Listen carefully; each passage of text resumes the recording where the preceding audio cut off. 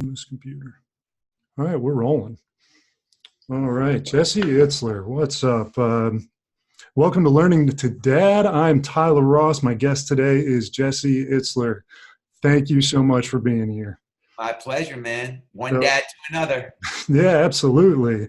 And actually, with that in mind, I know I could give this incredible delivery of introduction to you, but rather than that, I'd like to hear what you think your dad would say about you. How would your dad introduce you? Well, my dad's 89 years old, and my dad happens to be upstairs in my house right now. Maybe I'll go get him. I bring it on, man. Introduction. Yeah.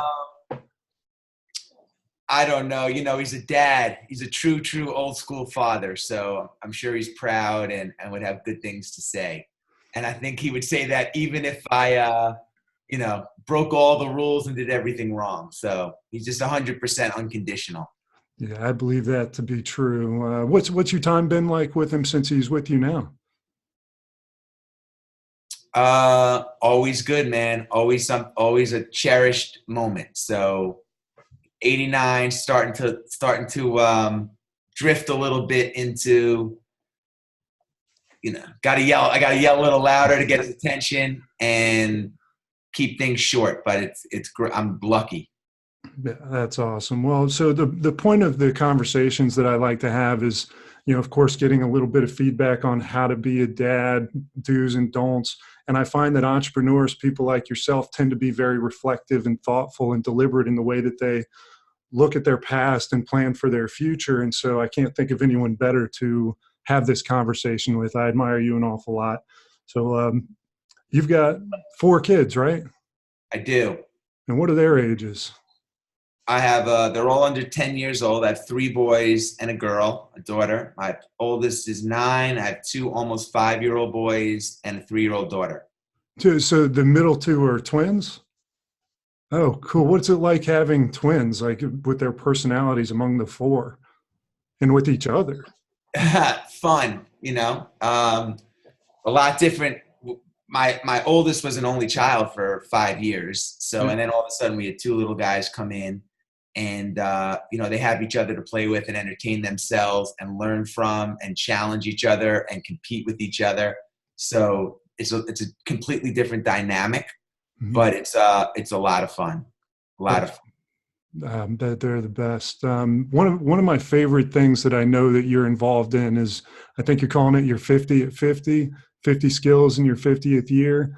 I'd be curious to know if any of those skills you've gotten to participate with your kids or teach them. Yeah. So for my 50th birthday, I made a list of 50 things that I always wanted to learn how to do, but I hadn't learned how to do them. Everything from free diving to riding a motorcycle to learning how to drive stick shift to backgammon and ping pong. So my kids I bring a coach in to teach me those skills.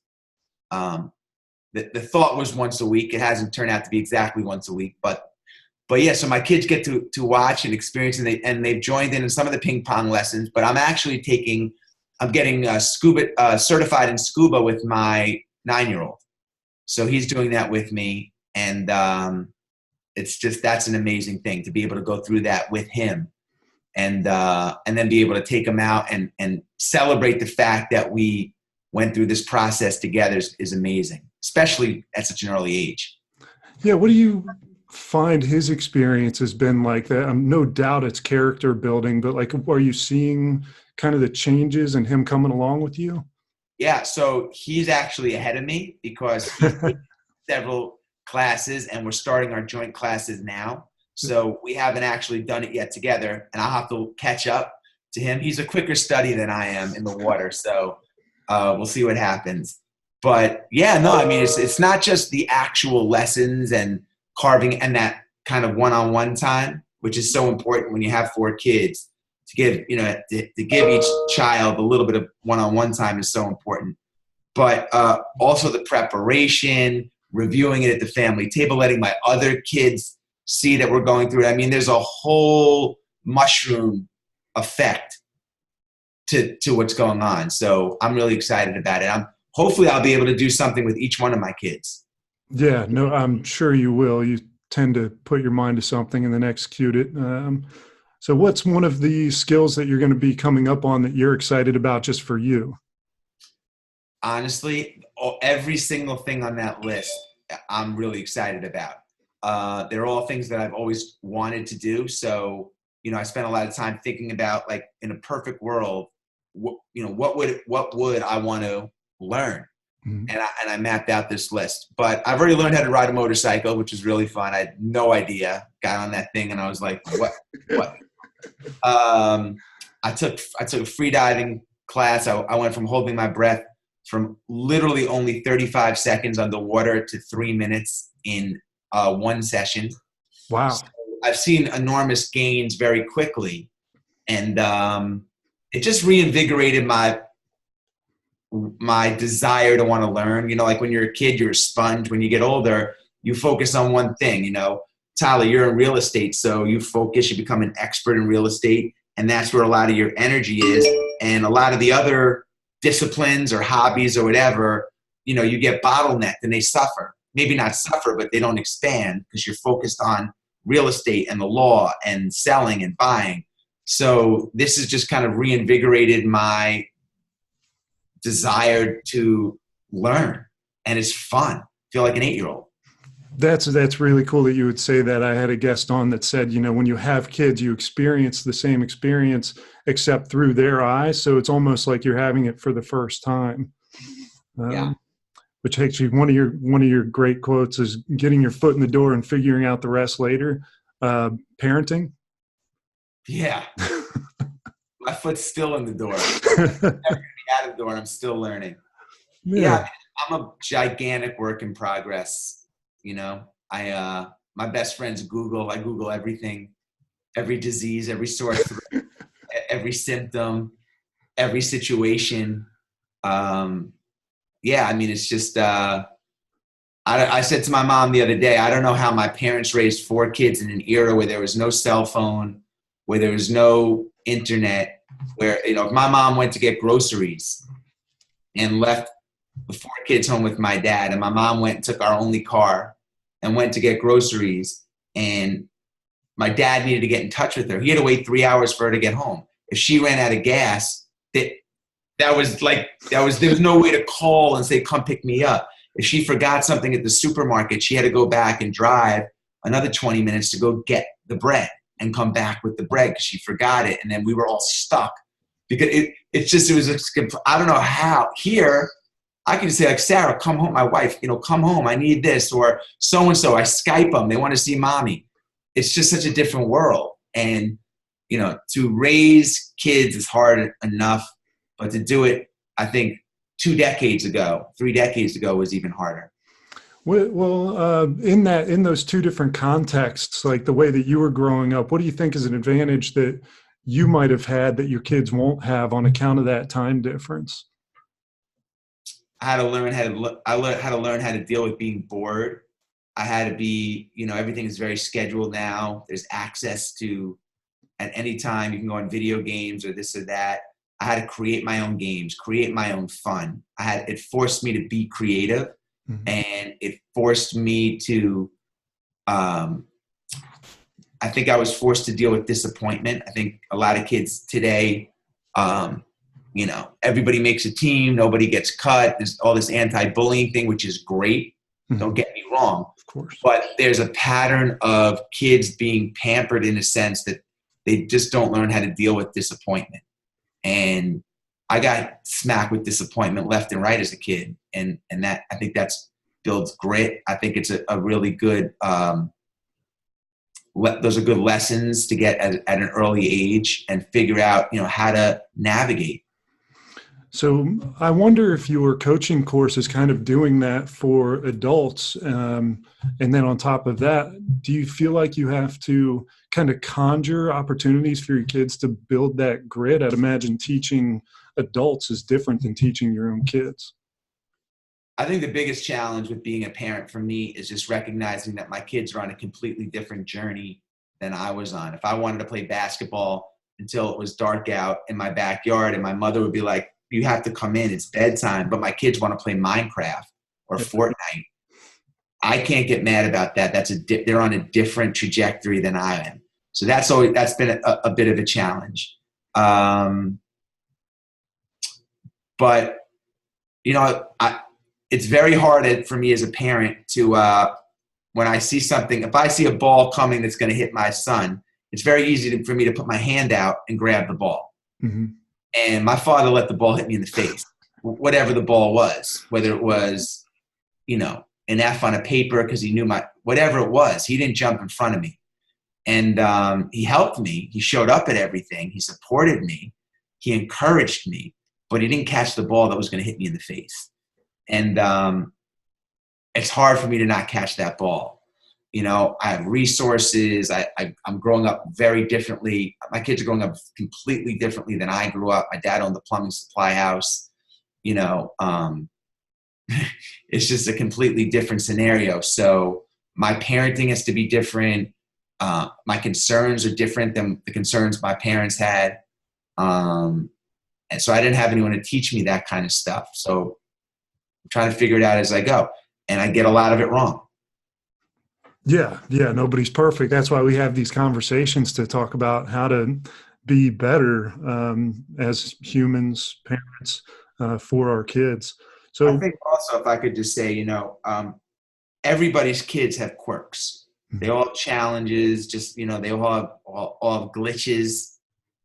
Anyone who says their kids don't have a glitch or something, maybe there's a handful of kids that have it all figured out, but most kids have glitches, and everyone's glitch is different, and everybody's quirkiness is different, and everyone's fears are different. So how we parent one child is different than the other. It's just a fascinating thing. All four of my kids are so different. And the approach, although like the philosophy might be the same, the approach has to be different. One of my kids is very sensitive. He likes to talk it out. One of my kids, if he's going to cry, he'll go. He doesn't want to see him cry. He'll go. It's just a completely different dynamic, and you got to figure it out. It's hard, man. Well, do you relate to any of your kids in that level and thinking that like that kid, that was me when I was his or her age? Yes. Bits and pieces come out of both my wife and myself and our children a lot. Yeah. And, it's fun to see. So what's a quality that one of your kids has that you're particularly proud of? I wouldn't say I'm proud of it, but I see it all. One of my sons is very stubborn. When he puts the flag in the ground, the flag's in the ground. Yep. If I said to my youngest son, look, eat your apple and I'll take you to Disneyland. We're going to go to Disneyland. If he doesn't want to eat his apple, regardless if it's Disneyland or a trip around the world or a bucket of ice cream, he's not eating his apple. So there was a part of me like that too as a kid. And then there's elements of me that my kids are completely opposite of me. How about Sara? Same thing. Sara was very driven as a child. She's very driven now. But as a child, she was very, very driven. She had a lot of leadership qualities early on. And my kids are okay not being leaders. Not all of my kids are leaders. None of my kids, I think, necessarily might be a leader. And that's so, it's all, like I said, they're on their own journey.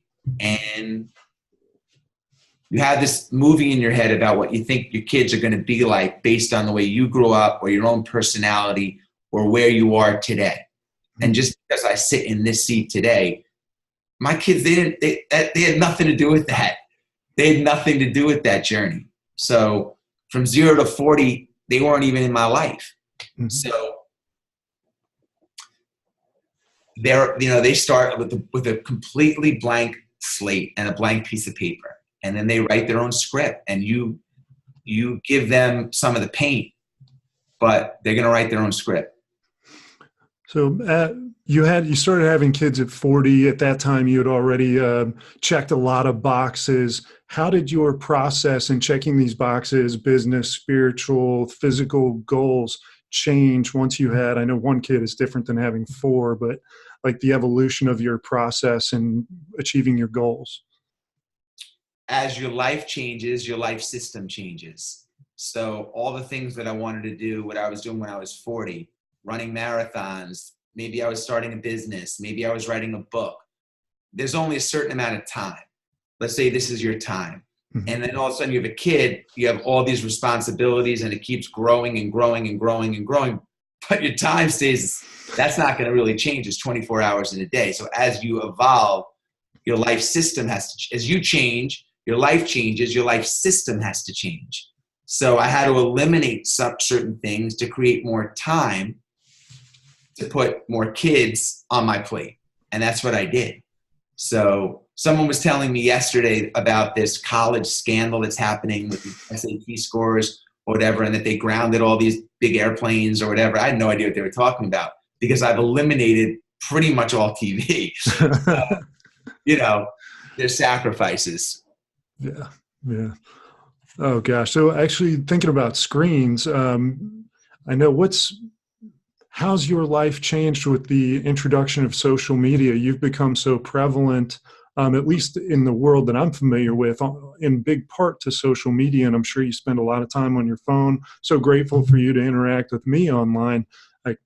Does that change your perspective on devices and how they impact your kids or just kids in general? Yeah, I mean, I guess the world's changing, the life system's changing. My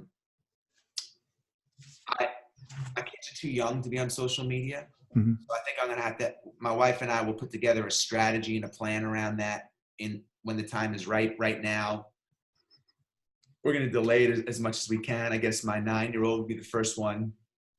I'm sure he's going to start asking about that. I mean, he's already hinted to stuff like that, and he has an iPad. You know, he has all stuff. He has access. Yeah. But it just opens. It's dangerous. It's dangerous. It's good and it's bad. So I think, I haven't really put a lot of thought into the parameters and the guidelines, but I will. And but at the same time, I don't think you can say no, because then you'll just make them more eager. And so we'll figure that out. But for me, it's the same thing. It's designed to be super addicting. It is super addicting. And every once in a while, I am aware of the power of it, and I take personal inventory around: am I abusing that, or am I staying within the proper lanes and limits? But for me in my business, it's a big part of it. So it's a form of communication, it's a form of marketing, it's a form of messaging and branding. It's the cheapest, best, most effective way to get information to people that I think could be beneficial. Mm-hmm. So I've adapted. So So with you and Sarah's position now, you could certainly, or I would imagine certainly, turn the key, shut it all off, and just do something else. Why have you chosen to continue to, do and take these actions, building your businesses? Yeah, I mean, I've thought about shutting it all down. I think about it a lot. And I think there might be a time where I shut it down for a year or two. We talk about traveling. But my window, I'm 50 years old, and my window to, let's say I have 30 years left. I do have 30 years left till I'm 80. That window to be relevant in the world, to have a powerful voice, is shrinking fast. So right now at 50, with a platform and friends and pretty decent Rolodex, to shut it all down, I think I would regret that. And I think I have more in me, more to offer, things that make me feel fulfilled.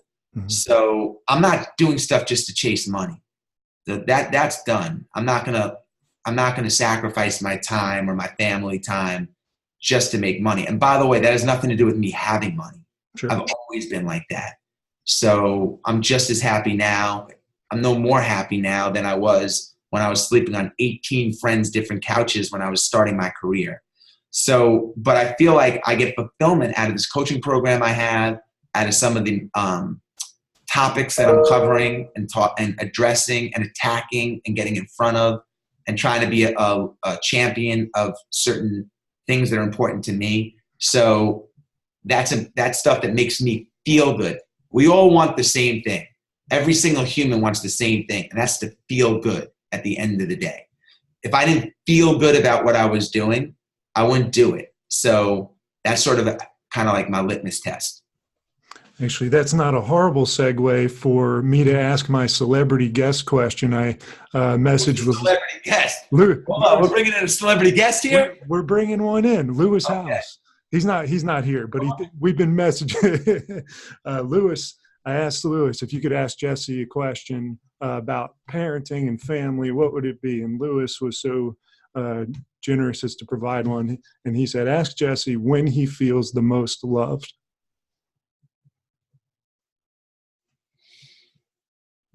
Oh, wow. That's a really good question.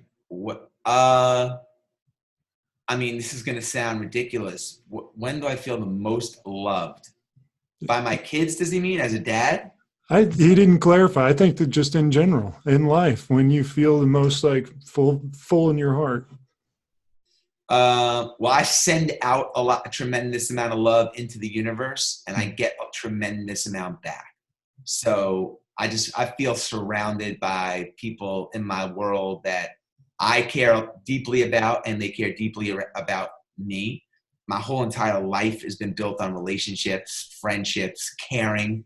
I mean, like when you get a 980 on your SAT, if you don't care the most about people, you're going to be in trouble. So I really built my whole foundation around that. So I never feel like I'm out of that space. And I think that's the greatest gift that I have that's been given to me personally, to feel that way. So, I mean, it might sound corny, but that is how I feel, honestly. I feel like I've had a very, very charmed life. I've been very fortunate, and it's predominantly because of the people that are in my life. I love that. I'm going to do kind of a hard pivot because I want to talk about food. I know you are working on a documentary. My mom owns an organic health food store. She started in 1990. It's a near and dear to my heart, and I know you had previously referred to it as serial killers with, potential for change. But I wondered if you could elaborate on that a little bit, why it's important to you, the ethics of it, and I know food in general is a big part of your sustainability and energy. Yeah, I mean, I've always been passionate about food. I think that big corporations have a responsibility, especially if they control so much aisle space, so much space in supermarkets, which the cereal companies do. They have the center aisle, and they have the most valuable real estate in almost every single supermarket throughout the country. I think that comes with responsibility. And I'm pissed at not just the products that these companies are pushing out as nutrition and nutritious, but I'm pissed about the marketing and the deception around that and how they target kids. And I don't know, Tyler, I mean, how old are you? 35. Yeah. So when you get to be 50, if you've been on earth for 50 years and you walk around every day and there's not something that pisses you off, and you don't see something that you want to stand for, it could be bullying, it could be medications, and it could, whatever it is, and you don't speak up for it. And I'm not talking about going and marching in front of the White House with the flag or going on a food strike, but to have some kind of position about something that pisses you off. And if you have a platform and you don't take advantage of that, then like, shame on you. That's how I feel. And this is something that's important to me. Almost 50% of Americans wake up and have cereal every day in the morning. Kellogg's uses the words nutrition or nutritious over 4,000 times on their website. But they sell stuff that's not nutritious. They sell stuff that's processed, that has Roundup in it, that uses ingredients that are banned in other countries, preservatives that are known to be bad for you. And then they go and they say, this is good for a 9-month-old or a 1-year-old. And they have all these ridiculous claims and this deception. And everyone's getting overweight. Kids are ADHD. Childhood cancer is skyrocketing. It's at an all-time high. And the average American is eating 10 to 14 pounds of cereal a year. 150 bowls of cereal. You know, there's enough cereal sold that if you line every single box up, you can go to the moon and back every year. And they're up there saying breakfast is the most important meal. This is nutrition. Start your day like this. And all the kids are getting fucked up. And I'm pissed. So anyway, not that you hit a hot button or anything. But yeah, so I want to expose some of what's going on in the industry and some of the ridiculous claims that these companies are saying, and just how deceptive they're being in their marketing strategies. Because to me, you know, look, the CEO of General Mills, the CEO of Kellogg's, how many kids do you have? I've got 2 kids, 3 and 4. How old? 3 and 4 years old. I might be wrong, but I don't think they get paid if your 3 or 4-year-old kids eat their cereal and they're more nutritious. Mm-hmm. I think they get paid if their stock goes up. And if their stock doesn't go up, they're out of a job. They're not even aligned with the health of your kids. They're aligned with their shareholders and creating value. Okay, and that doesn't mean if their cereal if it's 50% sugar and sells, they're going to Hawaii this year. And if your kid is sick, they're in Hawaii anyway. They'll just add more sugar. That's literally what's going on. And they don't care, man. They don't care. I care. I care. So when you have somebody that's a pissed off father, okay, that actually really cares and is doing something because they care versus someone that's in it because they want their stock price to go up, I'm going to bet on the guy that cares any day of the end of the week. So here we go. Me versus breakfast. Me versus breakfast. I'm totally tracking with you. Is there, I know that we didn't talk about this, so sorry if I put you on the spot, but is there a resource or anything that anybody listening could go to support the cause? Yeah, so I mean, the best way, thank you for that. The best way is just to follow me on Instagram at Jesse Itzler, at JESSEITZLER. I post every Friday. I have a Friday post called Fake Fridays where I address some of these topics, some of the ingredients, some of the ridiculousness. But ultimately, this will culminate in a documentary, which I'm doing now, soon. So it'll be out by the end of this year. Well, I'm super excited to see it. I know my mom's going to be super excited to see it. So thanks for. It's not a regular documentary. It's not. Anyone that knows of my business journey, it's not like a regular documentary. I'm doing it in a way I'm really excited about. So it's going to be pretty creative. I have no doubt about that from following you for the last few months. I have no doubt. But thank you, on behalf of me and my family and kids that are all tracking with you. That's awesome. So over the course of your, pursuing information to put this together, how has that informed how you feed your kids? I mean, it's had an impact. There's no Cheerios in my house. No. It's made me super aware and super angry. And I've learned so much. I've really taken a deep dive into the space and the category. So, yeah, I mean, there are, and I will post. Well, I think one of the reasons why documentaries fall short is there's really, they inform and they educate and they bring awareness, but they don't always have a call to action. And they don't always have like, well, here's the solution. Mm-hmm. So one thing I'll be sure to do is provide everybody a list of, I don't want to say things that I'm not a nutritionist, but in my opinion, what I think would be the best alternatives. If you're going to have cereal, which I have, my kids have cereal. I have cereal. Here's a list of the cereals that, I think are better. And here's the reason why. Or corporations that I think are doing things really in an ethical and proper way. I get the feeling that they're going to retract back into being almost like craft food, the way brewery and, other things have come. They'll get to smaller companies, I hope. And I saw that you're involved in a chip. Tell me the name of the company you're involved in. I saw Ed Milet plug the chips. Oh, Pig Out. Yeah, they're Pig Out. Yeah. Is a company that we're involved in that sells like vegan bacon strips, basically. Chips. They're very good. Yeah. There's a couple of companies that I'm looking at that I want to support. I mean, there's so many amazing companies in this country, and there's so many people that do the right thing, etc. I'm just mad about the big ones that have the most power and how they choose to use that. So let me say one more thing about this. Oh yeah.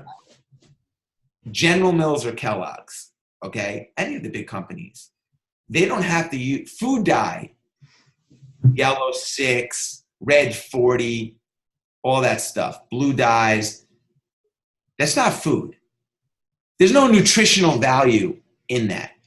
When you ingest something like that, your body recognizes it either as nutritious food in which it goes to work immediately to distribute the goodness to your cells, or it's bad for you, and it does everything in its power to get it out of your body.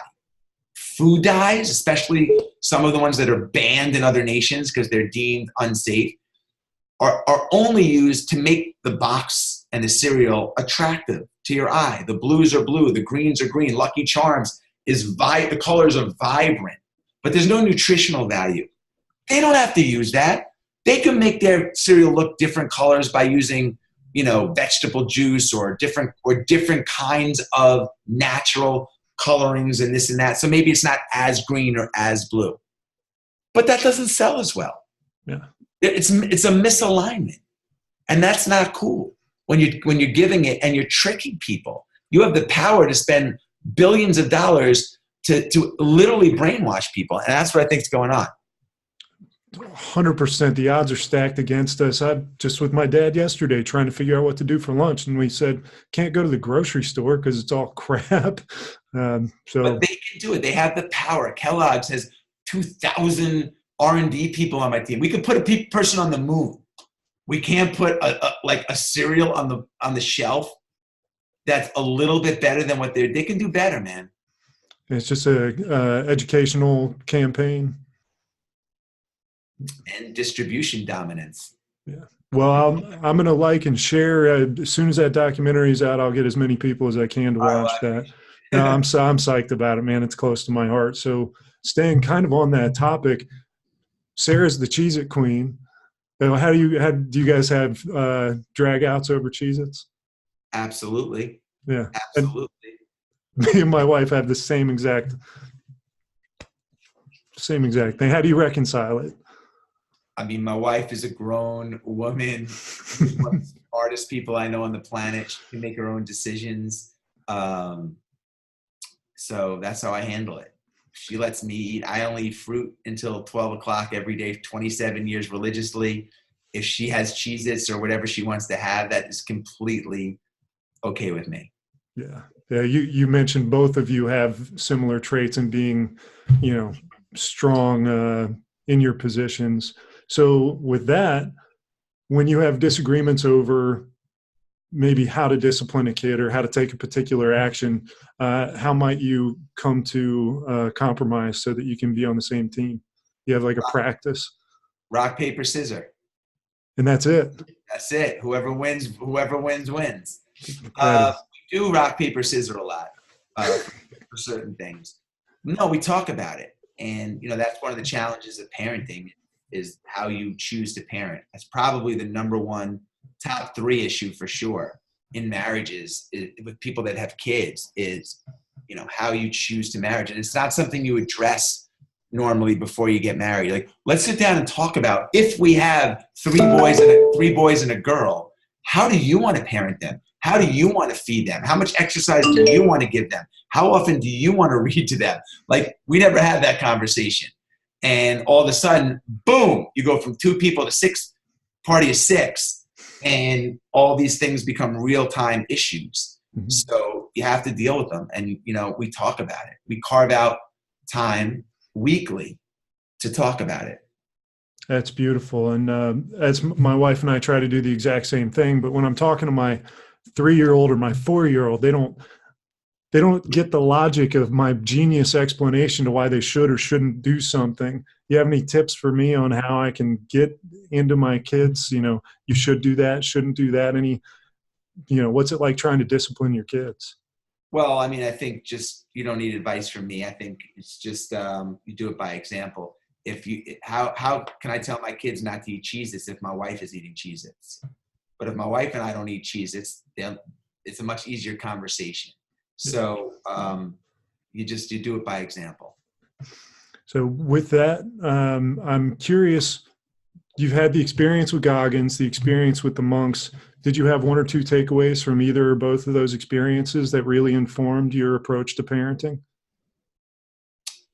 Neither. Well, the monks aren't parents, that's for sure. Hey, your kids aren't German shepherds. So as far as parenting, I didn't get a lot of tips from the monks.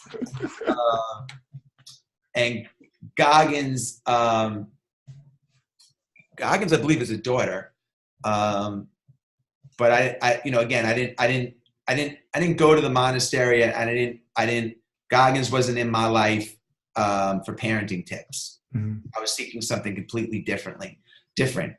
But they're both provide a tremendous value and are super inspiring in their own ways and are great teachers in their own ways. So there were a lot of lessons that I learned. Look, everything that you learn translates down to your kids. So if, let's say I got a little grittier from Goggins, hopefully I could raise grittier kids. Maybe I learned a little bit more patience or spirituality or how to be a little bit more focused.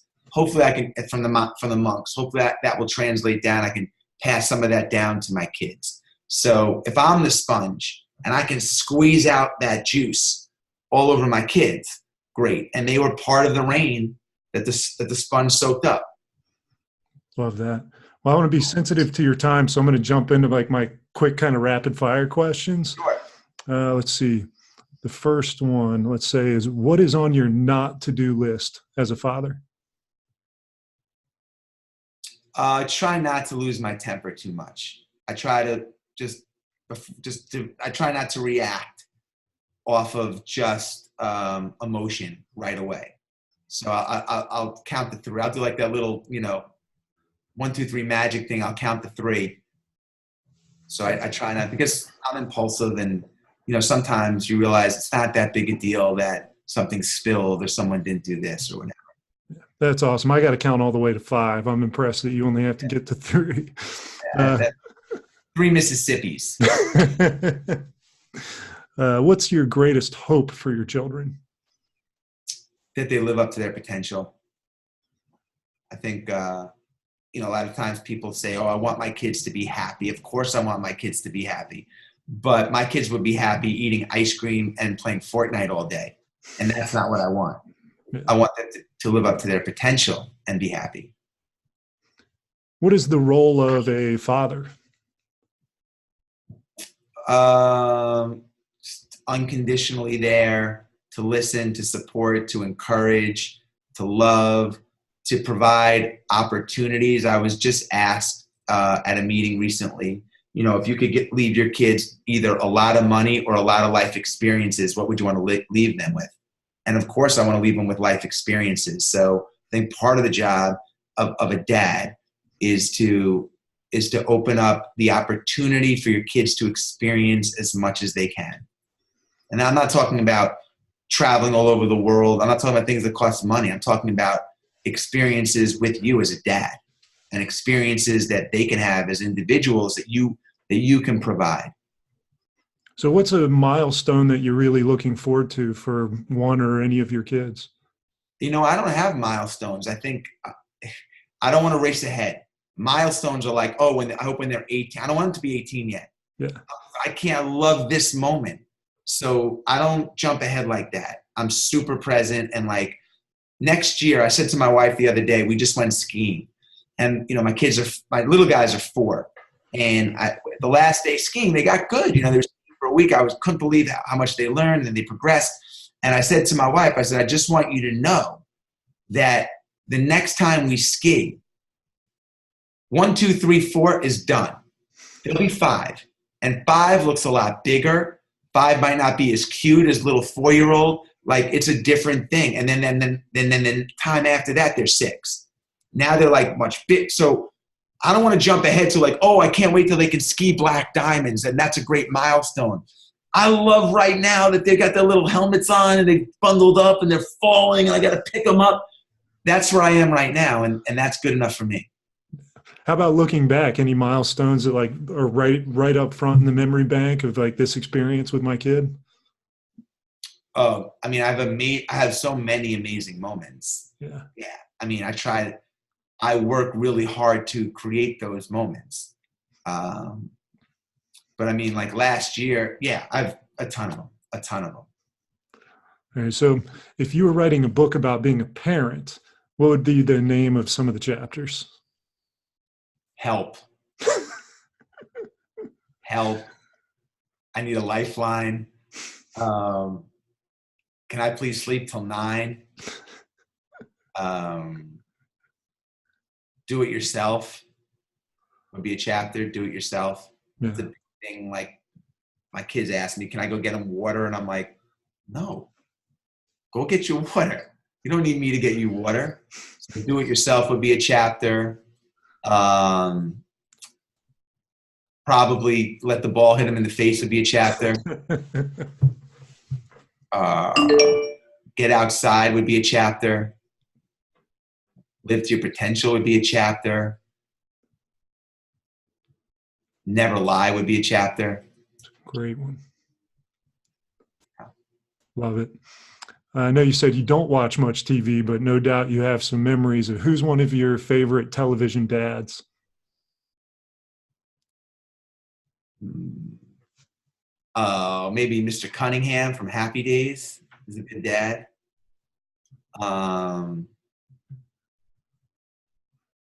Who else was a great dad? Was Mr. Brady a good dad? I don't know. I don't know. Huh. When I was watching TV, I wasn't watching shows like that. I was watching like, Batman, Knicks games. I wasn't focused on the family dynamic. Trying to get away from it. Okay. This is one of my favorite questions that Tim Ferriss asks his guests. He calls it the billboard question. If you're on 95 or what goes through Atlanta, 85 or and you've got a billboard and all the dads are going by 90 miles an hour and they get to glance up at your sign, your one piece of advice that you could fit on it to all dads, what might you put on that billboard? Show up. Love that. Love that. So this will be my last question. Second to last question, forgive me. What kind of dad would you like to be remembered as? Someone that was always there. I want to be, that always there at events, always there when my kids needed something. Someone that just cared. Yeah, I don't think about that, like what I want to be remembered as, because the reality is one day I won't be here. Mm-hmm. I just try to be here. And then however I'm remembered. But I have a pretty good idea of how my kids feel about me now. If something were to happen to me, knock on wood, tomorrow, and I look back, I would be like, I wouldn't have any regrets about how I was with my kids. I have a pretty good sense of what my priorities are, my priorities are. Well, and I'll call this one my last question. You've got a lot of audio recordings and video recordings of you. And in the event this one survives for generations, that your kids get to hear a message from you. And I know it's on the spot, but just off the top of your head, what kind of message might you deliver to your great-great-great-great-grandchildren? Oh, Tyler, man, you're hurt. Listen, I didn't come on here to get emotional. Since I've had kids, I cry at everything. Oh, yeah. Everything. Like every news story that's hard, everything. It's like, so what was the question? A message that you would deliver to your every line for generations to come.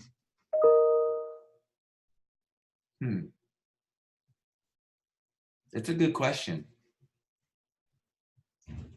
What are some of the other answers that you got? Well, they range anything from like just kind of very practical advice to just the expressions of love, little tidbits here and there of things I had, what worked for them. Some of them are very family oriented. I hope I live my life in a way that, I hope I get enough time here But I hope I live my life in a way that I wouldn't have to leave a message, that it would just be passed on of, you know, kind of how I made everybody feel and how and how I treated my family and that kind of thing. I don't think I would necessarily, you know, give advice. I think I just I believe way more in feelings as it relates to family. Mm-hmm. My sons aren't going to remember. They'll remember 3 or 4 expressions. They'll remember a lot of the experiences, but obviously they'll remember how I made them feel. You've heard that before, but that's the goal. Awesome. Well, before I go, I want to give a quick shout out to Alex and Matt, who are so helpful. You got really good people surrounding you. And thank you so much for your time. It's amazing to talk to you and get to listen to you talk about your family. I'll let you tell everybody where to find you. Yeah, thanks for having me. I appreciate it. I know we've been trying to do this for a little while, and Awesome. I got kids, so I'm glad we were able to connect. Yeah, I'm on Instagram at Jesse Itzler. My website's jesseitzler.com. And I just appreciate, being able to spend the time with you this morning and chat about our families and one dad to another. Yeah, and let's throw some shine at mom too. Where can they find your wife? At Sara Blakely or at Spanx on Instagram, but at Sara Blakely, Sara Blakely, Blakely. Love it. Thanks so much. Cool.